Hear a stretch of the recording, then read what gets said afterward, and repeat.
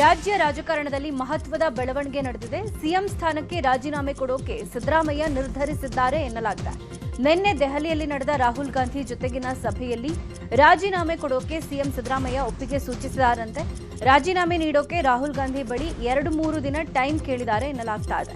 ಆಪ್ತರೊಂದಿಗೆ ಚರ್ಚಿಸಿ ಯಾವುದೇ ಕ್ಷಣದಲ್ಲಿ ಸಿದ್ದರಾಮಯ್ಯ ಸಿಎಂ ಸ್ಥಾನ ಬಿಟ್ಟುಕೊಡೋ ಸಾಧ್ಯತೆ ಇದೆ. ಈ ಮೂಲಕ ಕೊನೆಗೂ ಡಿಕೆಶಿ ಸಿಎಂ ಆಗೋ ಕನಸು ನನಸು ಮಾಡಿಕೊಂಡ್ರ ಅನ್ನೋ ಚರ್ಚೆ ರಾಜ್ಯ ರಾಜಕೀಯದಲ್ಲಿ ಜೋರಾಗಿದೆ. ಪ್ರಿಯಾಂಕಾ ಗಾಂಧಿ ಮೂಲಕ ಸಿದ್ದರಾಮಯ್ಯರನ್ನ ಡಿಕೆಶಿ ಮನವೊಲಿಸಿದ್ದಾರೆ ಎನ್ನಲಾಗ್ತಾ ಇದೆ. ಒಂದ್ ವೇಳೆ ಡಿಕೆಶಿ ಸಿಎಂ ಆದ್ರೆ ಅವರ ಸಂಪುಟದಲ್ಲಿ 4 ಡಿಸಿಎಂಗಳು ಇರಲಿದ್ದಾರೆ. ಯತೀಂದ್ರಗೆ ಡಿಸಿಎಂ ಜೊತೆ ಪ್ರಮುಖ ಖಾತೆ ನೀಡೋ ಬಗ್ಗೆ ಮಾತುಕತೆ ಆಗಿದೆಯಂತೆ. ಅಲ್ಲದೆ ಸಿದ್ದರಾಮಯ್ಯ ಹೇಳಿದ 20ಕ್ಕೂ ಹೆಚ್ಚು ಮಂದಿಗೆ ಮಂತ್ರಿ ಸ್ಥಾನ ಸಿಗೋ ಸಾಧ್ಯತೆ ಇದೆ. ಸಿಎಂ ಸಿದ್ದರಾಮಯ್ಯ ನಿನ್ನೆಯೇ ದೆಹಲಿಯಿಂದ ಬೆಂಗಳೂರಿಗೆ ವಾಪಸ್ ಆಗಿದ್ದಾರೆ. ನಿನ್ನೆ ರಾತ್ರಿನೇ ಸಿಎಂ ಸಿದ್ದರಾಮಯ್ಯ ವಿಶೇಷ ವಿಮಾನದಲ್ಲಿ ಬೆಂಗಳೂರಿಗೆ ಆಗಮಿಸಿದ್ದಾರೆ. HAL ವಿಮಾನ ನಿಲ್ದಾಣದಲ್ಲಿ ಆಪ್ತ ಸಚಿವರು ಸಿಎಂರನ್ನ ಬರಮಾಡಿಕೊಂಡಿದ್ದಾರೆ. ದೆಹಲಿಯಿಂದ ಬರ್ತಾ ಇದ್ದಂತೆ ಸಿಎಂ ಸಿದ್ದರಾಮಯ್ಯ ತಮ್ಮ ನಿವಾಸದಲ್ಲಿ ಮಿಡ್ ನೈಟ್ ಮೀಟಿಂಗ್ ಮಾಡಿದ್ದಾರೆ. ಸಚಿವ ಜಮೀರ್ ಅಹಮದ್, ಪರಮೇಶ್ವರ್, ದಿನೇಶ್ ಗುಂಡೂರಾವ್, ಅಶೋಕ್ ಪಟ್ಟಣ್, MC ಸುಧಾಕರ್, ಕೃಷ್ಣೇ ಭೈರೇಗೌಡ, ಶಾಸಕ ರಿಜ್ವಾನ್, ಭೈರತಿ ಸುರೇಶ್ ಸೇರಿ ಅನೇಕ ಸಚಿವರು ಶಾಸಕರ ಜೊತೆಗೆ ಸಿಎಂ ಮಹತ್ವದ ಸಭೆ ನಡೆಸಿದ್ದಾರೆ. ಇನ್ನು ಶುಕ್ರವಾರ ಶಾಸಕಾಂಗ ಪಕ್ಷದ ಸಭೆ ನಡೆಯಲಿದ್ದು ಈ ಸಿಎಂ ಬದಲಾವಣೆ ಚರ್ಚೆ ಬೆನ್ನಲ್ಲೇ ಈ ಸಭೆ ಮಹತ್ವ ಪಡ್ಕೊಂಡಿದೆ. ದೆಹಲಿಯಲ್ಲಿ ನಡೆದ ಕಾಂಗ್ರೆಸ್ ಮಹತ್ವದ ಸಭೆಯಲ್ಲಿ ಸಿಎಂ ಸಿದ್ದರಾಮಯ್ಯಗೆ ರಾಹುಲ್ ಗಾಂಧಿ ಆಫರ್ ಕೊಟ್ಟಿದ್ದಾರೆ. ಸಿದ್ದರಾಮಯ್ಯ ಜೊತೆಗೆ ಅಧಿಕಾರ ಹಂಚಿಕೆ ಬಗ್ಗೆ ರಾಹುಲ್ ಪ್ರಸ್ತಾಪ ಮಾಡಿದ್ದಾರೆ ಎನ್ನಲಾಗಿದೆ. ಸಿಎಂ ಪಟ್ಟಕ್ಕೆ ಡಿಸಿಎಂ DK ಶಿವಕುಮಾರ್ ಪಟ್ಟು ಹಿಡಿದಿದ್ದಾರೆ. ಈ ಹಿನ್ನೆಲೆ ನಿಮಗೆ ರಾಜ್ಯಸಭಾ ಸ್ಥಾನ ಕೊಡ್ತೀವಿ, ಮುಖ್ಯಮಂತ್ರಿ ಪಟ್ಟ ಬಿಟ್ಕೊಡಿ, ನಿಮ್ಮ ಮಗ ಯತೀಂದ್ರಗೆ ಡಿಸಿಎಂ ಮಾಡೋದಾಗಿ ರಾಹುಲ್ ಗಾಂಧಿ ಆಫರ್ ಕೊಟ್ಟಿದ್ದಾರೆ ಎನ್ನಲಾಗ್ತಾ ಇದೆ.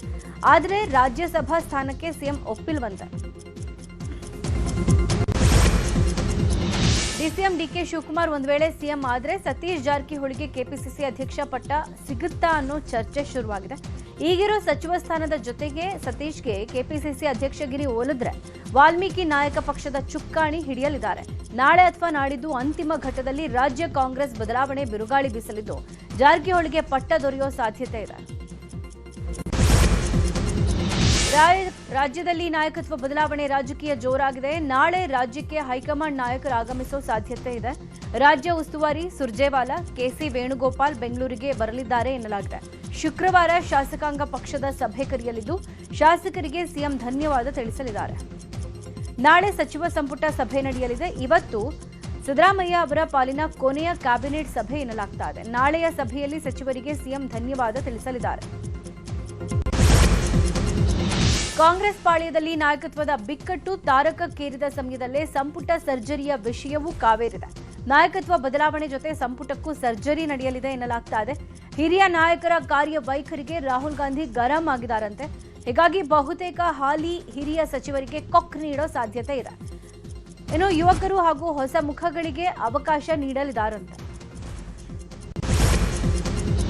ನಿನ್ನೆ ಇಡೀ ದಿನ ದೆಹಲಿಯಲ್ಲಿ ರಾಜ್ಯ ಕಾಂಗ್ರೆಸ್ನಲ್ಲಿನ ಗೊಂದಲಗಳು, ಮುಂದಿನ ಚುನಾವಣೆಗಳ ಕುರಿತಾದ ಮಹತ್ವದ ಚರ್ಚೆ ನಡೆದಿದೆ.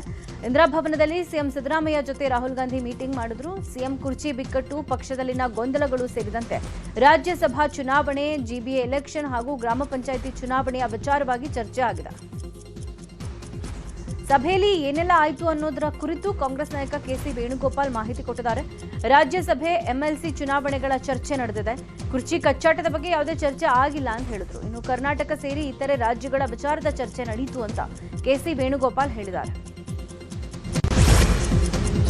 ರಾಜ್ಯ ಕಾಂಗ್ರೆಸ್ ನಾಯಕತ್ವ ಬಿಕ್ಕಟ್ಟು ಕುರಿತು ಹೈಕಮಾಂಡ್ ಯಾವುದೇ ಗುಟ್ಟು ಬಿಟ್ಟುಕೊಟ್ಟಿಲ್ಲ. ಯಾರೂ ಬಹಿರಂಗ ಹೇಳಿಕೆ ನೀಡದಂತೆ ಹೈಕಮಾಂಡ್ ತಾಕೀತು ಮಾಡಿದೆ.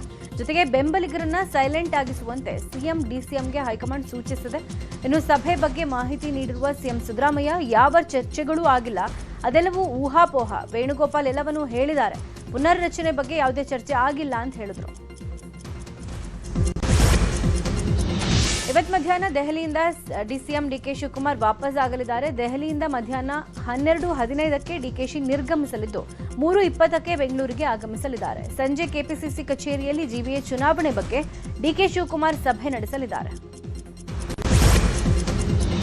ನಾಯಕತ್ವದ ಬದಲಾವಣೆ ಬೆನ್ನಲ್ಲೇ ಎಲ್ಲಾ ಕಾರ್ಯಕ್ರಮಗಳನ್ನು ಸಿಎಂ ಸಿದ್ದರಾಮಯ್ಯ ಕಾಯ್ದಿರಿಸಿದ್ದಾರೆ. ಇವತ್ತು ಬೆಳಗ್ಗೆ ಕೆಪಿಸಿಸಿ ಕಚೇರಿಗೆ ಸಿಎಂ ಸಿದ್ದರಾಮಯ್ಯ ಭೇಟಿ ನೀಡಿ ನಂತರ 10:30ಕ್ಕೆ ನೆಹರು ಪುಣ್ಯಸ್ಮರಣೆಯಲ್ಲಿ ಭಾಗಿಯಾಗಲಿದ್ದಾರೆ. ವಿಧಾನಸೌಧದ ಬಳಿಯ ನೆಹರು ಪ್ರತಿಮೆಗೆ ಮಾಲಾರ್ಪಣೆ ಮಾಡಲಿದ್ದಾರೆ. ಇವತ್ತಿನ ಕಾರ್ಯಕ್ರಮಗಳನ್ನು ಸಿಎಂ ಕಾಯ್ದಿರಿಸಿದ್ದಾರೆ. ಮಾಜಿ ಸಚಿವ ಕೆಎನ್ ರಾಜಣ್ಣ ವಿದೇಶ ಪ್ರವೇಶಕ್ಕೆ ತೆರಳಿದ್ದಾರೆ. ದೆಹಲಿ ಪಾಲಿಟಿಕ್ಸ್ ಬಗ್ಗೆ ಬೆಂಗಳೂರಿನ ಏರ್ಪೋರ್ಟ್ನಲ್ಲಿ ಮಾತನಾಡಿದ ರಾಜಣ್ಣ, ಎಲ್ಲರೂ ದೆಹಲಿಗೆ ಹೋಗಿದ್ದಾರೆ. ಯಾರ್ಯಾರಿಗೆ ಏನೇನು ಆಸೆ ಇದೆಯೋ ಹೋಗ್ಲಿ, ನಮ್ಗಾದ್ರೆ ಆಗಬಹುದು, ಇಲ್ಲ ಹೋದ್ರೆ ಹೋಗ್ಲಿ. ರಾಜ್ಯಸಭಾ ವಿಧಾನ ಪರಿಷತ್ ಚುನಾವಣೆ ಅಭ್ಯರ್ಥಿಗಳ ಕುರಿತು ಚರ್ಚೆ ಮಾಡೋಕೆ ಹೋಗಿದ್ದಾರೆ. ಮುಖ್ಯಮಂತ್ರಿ ಬದಲಾವಣೆ ಆಗೋದಿಲ್ಲ ಅನ್ನೋ ನಂಬಿಕೆ ನಂಗಿದೆ ಅಂತ ಹೇಳಿದ್ರು. ಕಾಂಗ್ರೆಸ್ ನಾಯಕರ ದೆಹಲಿ ಪ್ರವಾಸ ಕುರಿತು ಬಿಜೆಪಿ ನಾಯಕರು ಪ್ರತಿಕ್ರಿಯೆ ಕೊಟ್ಟಿದ್ದಾರೆ. ರಾಜ್ಯ ಕಾಂಗ್ರೆಸ್ನಲ್ಲಿನ ಬಿಕ್ಕಟ್ಟಿನ ಬಗ್ಗೆ ಬಿಜೆಪಿ ನಾಯಕರು ಕಿಡಿಕಾರಿದ್ದಾರೆ. ರಾಜ್ಯದಲ್ಲಿ ಸರ್ಕಾರ ಇಲ್ಲ, ದಿಲ್ಲಿಗೆ ಶಿಫ್ಟ್ ಆಗ್ಬಿಟ್ಟಿದೆ. ರಾಜ್ಯದಲ್ಲಿ ಕಾನೂನು ಸುವ್ಯವಸ್ಥೆ ಮಣ್ಪಾಲಾಗಿ ಹೋಗಿದೆ. ರಾಜ್ಯದಲ್ಲಿ ಅಭಿವೃದ್ಧಿ ಕೆಲಸ ಸಂಪೂರ್ಣ ನಿಷ್ಕ್ರಿಯ ಆಗ್ಬಿಟ್ಟಿದೆ ಅಂತ ಕಾಂಗ್ರೆಸ್ ವಿರುದ್ಧ ವಿಪಕ್ಷ ನಾಯಕರು ಕಿಡಿಕಾರಿದ್ದಾರೆ. ಬೆಂಗಳೂರು ದಕ್ಷಿಣ ಜಿಲ್ಲೆಯ ಬಿಡದಿಯಲ್ಲಿ ನ್ಯೂ ಟೌನ್ಶಿಪ್ ಯೋಜನೆಗೆ ಈಗಾಗಲೇ ಸಾಕಷ್ಟು ಪರ ವಿರೋಧ ಚರ್ಚೆ ಆಗ್ತಾ ಇದೆ. ಹೀಗಾಗಿ ಸ್ಥಳೀಯ ರೈತರ ಅಭಿಪ್ರಾಯ ಕೇಳೋಕೆ ಜೆಡಿಎಸ್ ಯುವ ನಾಯಕ ನಿಖಿಲ್ ಕುಮಾರಸ್ವಾಮಿ ಬಿಡದಿಯ ಬೈರಮಂಗಲ ಹಾಗೂ ಹಲವಾರು ಗ್ರಾಮಗಳಿಗೆ ಇವತ್ತು ಭೇಟಿ ಕೊಡಲಿದ್ದಾರೆ. ರೈತರ ಅಭಿಪ್ರಾಯ ಸಂಗ್ರಹಿಸಲಿದ್ದು ಮಾಜಿ ಶಾಸಕ ಎ ಮಂಜು ಇವರ ಜೊತೆಗೆ ಉಪಸ್ಥಿತಿ ಇರಲಿದ್ದಾರೆ.